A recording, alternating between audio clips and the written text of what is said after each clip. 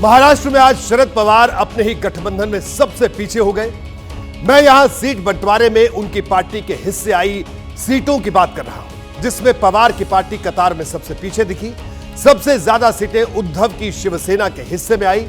कांग्रेस दूसरे नंबर पर है, जबकि महाविकास अघाड़ी में पवार की एनसीपी को सबसे कम सीटें दी गई हैं। दिलचस्प यह भी है कि यह फैसला पवार की सहमति से हुआ है।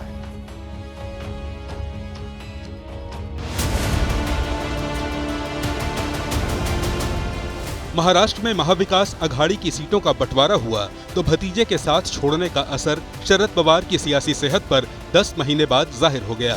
एक समय विपक्ष के सबसे पावरफुल नेताओं में शामिल शरद पवार आखिरी कतार में पहुंच गए। पिछला चुनाव 19 सीट पर लड़ा था, इस बार 10 सीट पर सिमट गए।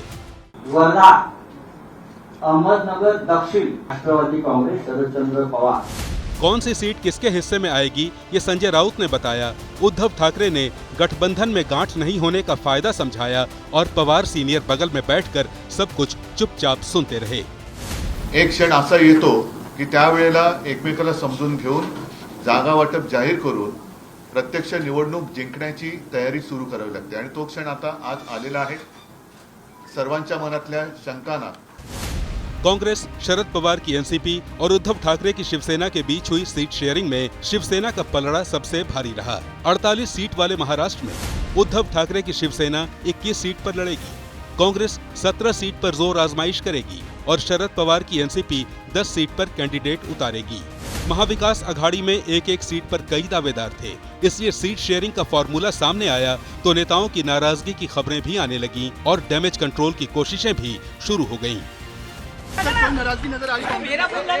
नाराजगी नहीं है, आपने देखा होगा, कोई नाराजगी नहीं है, सब all well all well. MVA में सीट का पेच सुलझ चुका है, लेकिन दलित वोट पर पकड़ रखने वाले प्रकाश आंबेडकर की महावंचित अघाड़ी ने जिस तरह अलग रास्ता पकड़ा है, उद्धव उसे भूल नहीं पा रहे। आमची अपेक्षा अशी होती की प्रकाशजी सुद्धा आमच्या महाविकास आघाडीत येतील, त्यांना काही जागा आम्ही देऊ केल्या होत्या। दुर्दैवाने ते काही शक्य झालं नाही। प्रकाशजींबद्दल आमच्या मनामध्ये प्रेम आदर आहे। त्यांनी सुद्धा संविधान रक्षणासाठी एक दिलदारी किंवा मोठी भूमिका घेण्याची आवश्यकता आहे। महाविकास अघाड़ी को पता है कि इस बार मुकाबला आसान नहीं होगा, क्योंकि शरद पवार और उद्धव ठाकरे अपनी आधी से ज्यादा ताकत चुनाव से पहले ही गंवा चुके हैं। देखिए, शरद पवार की सियासी समझ बूझ का लोहा खुद प्रधानमंत्री मोदी मानते हैं।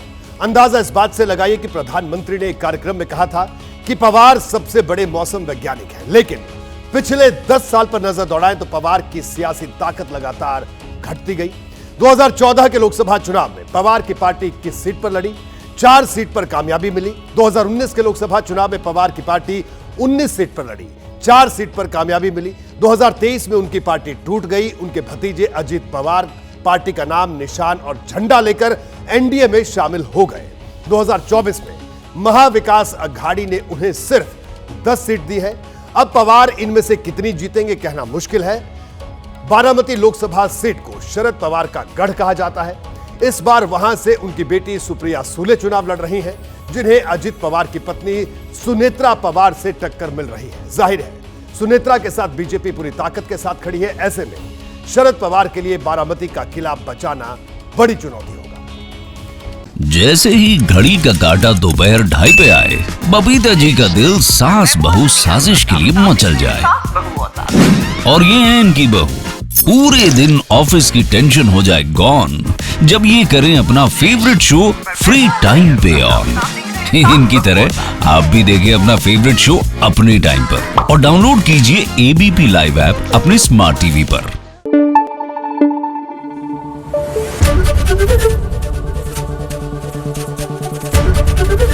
एबीपी न्यूज आपको रखे आगे।